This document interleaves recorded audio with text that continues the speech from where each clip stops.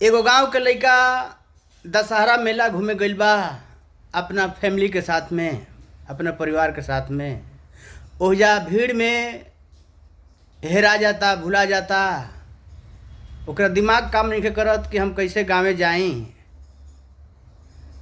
तो देवी माई से कहता का कि मोरी मैया हो,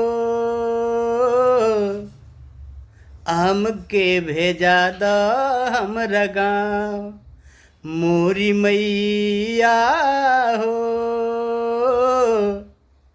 हमके भेजा द हमरा गाँव। मोरी मैया हो, हमके भेजा द हमरा गाँव। पिपरा के छैया बड़ुए मोरा गैया, पकवाई नारिया के ठाव। मोरी मैया हो,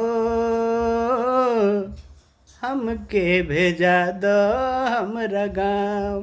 मोरी मैया हो, हमके भेजा द हमरा गाँव। पिपरा के छैया बड़ुए मोरा गैया, पकवाई नारावा के ठाव। मोरी मैया हो, हमके भेजा द हमरा गाँव।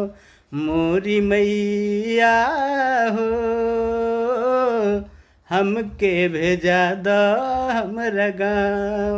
हमके भेजा द हमरा गाँव। हमके भेजा द हमरा गाँव।